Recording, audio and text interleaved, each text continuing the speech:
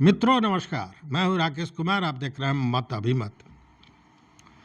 मित्रों, ये कहने में कहीं से गुरेज नहीं करूंगा कि राजस्व एवं भूमि सुधार विभाग ने एनडीए की सरकार में लंका लगा दिया है।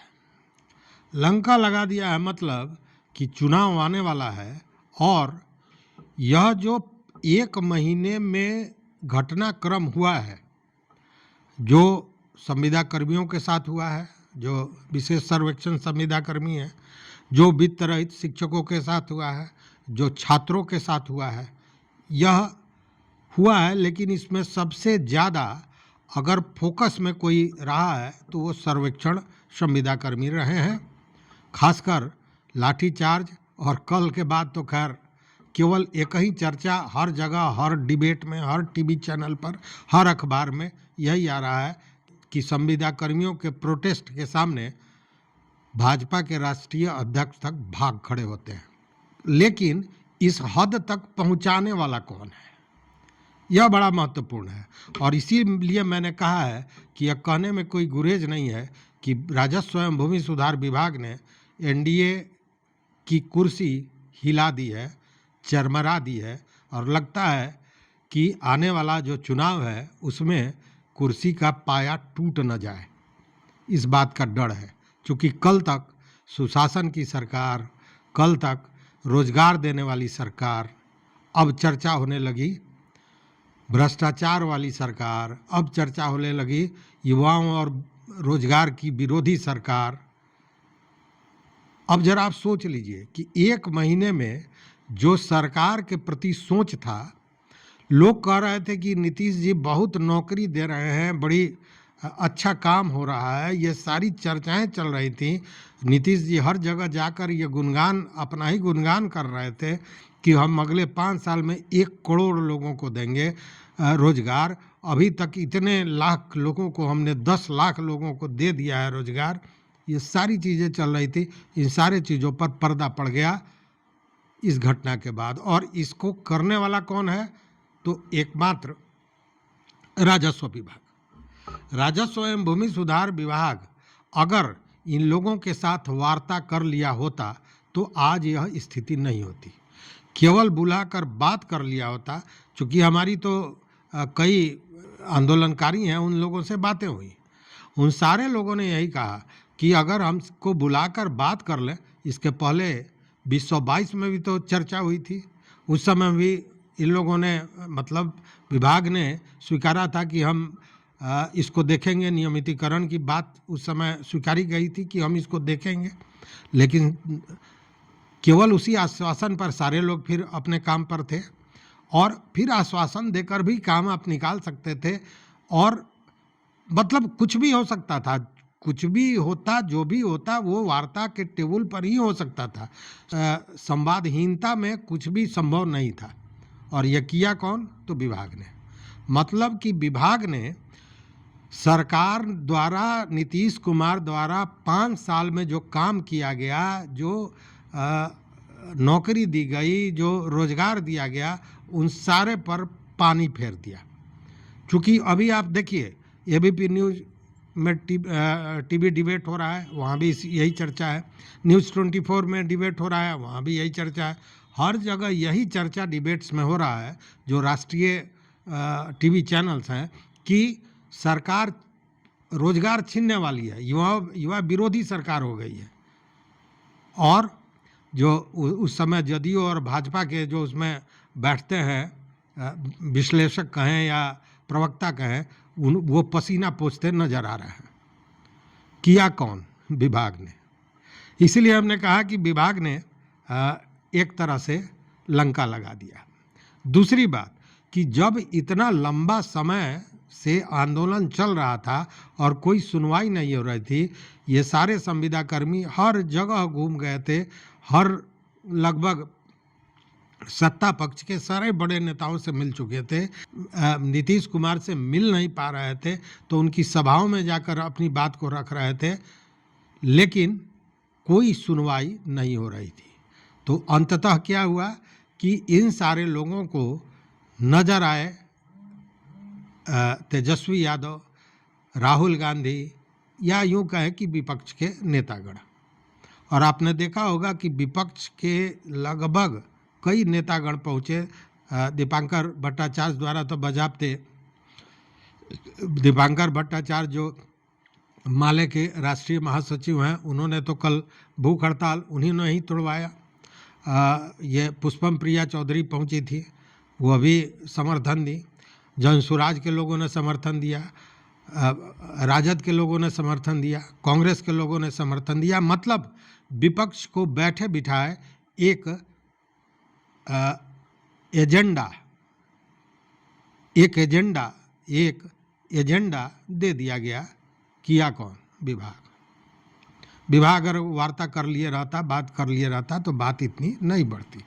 और चुनाव में यह सारे एजेंडे बड़ी जोशो खरोश के साथ उठाएंगे विपक्ष।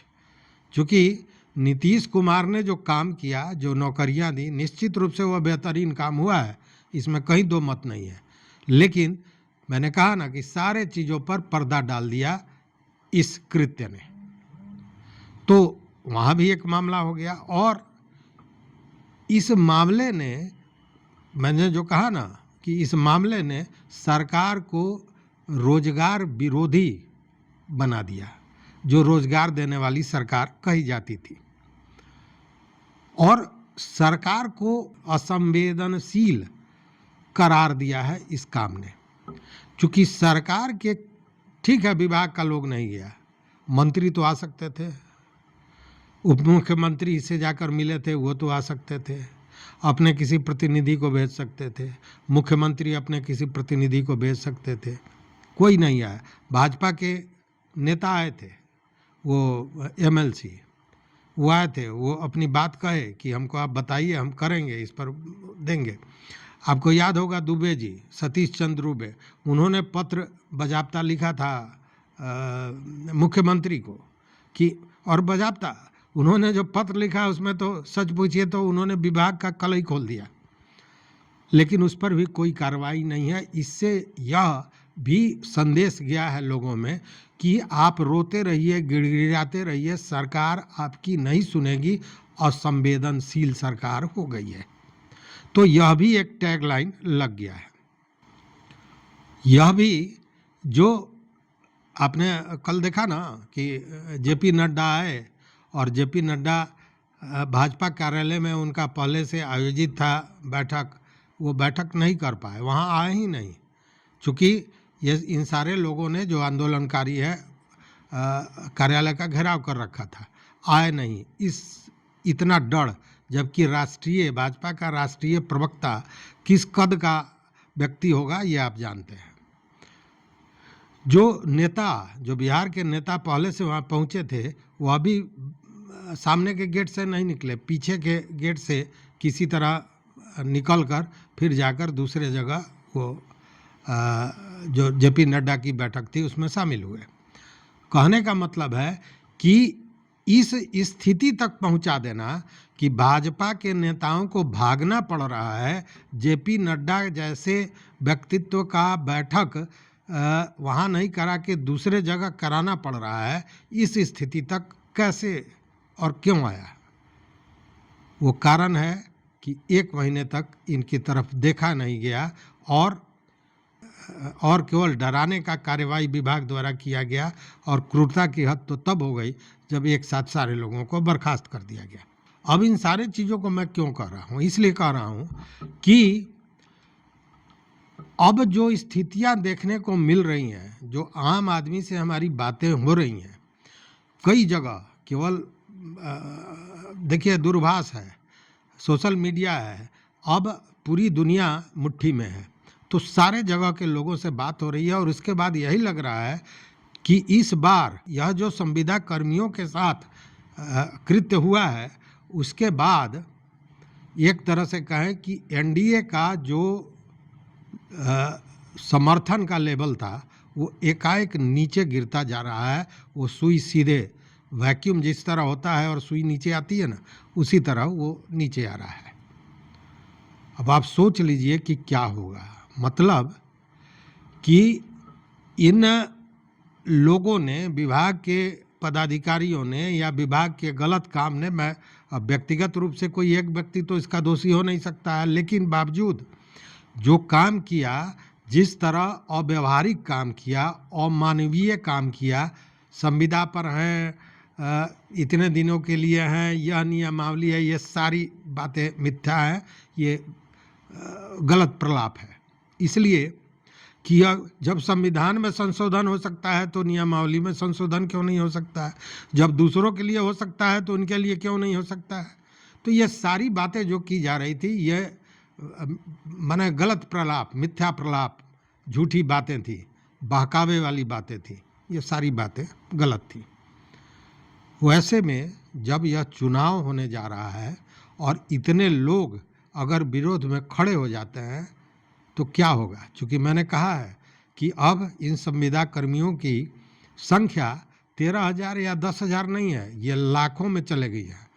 केवल इनकी संविदा कर्मियों की बात कर रहा है, इसलिए कि केवल यही संविदा कर्मी नहीं है, अब इनके साथ समर्थन देने वाले, या यूं कहिए कि दूसरे संविदा कर्मी जो आंख नहीं खोल रहे थे, जो बोल नहीं रहे थे, जो केवल तड़प रहे थे, कुहक रहे थे, लेकिन मांग नहीं रहे थे, वो सारे लोग वोकल हो गए हैं।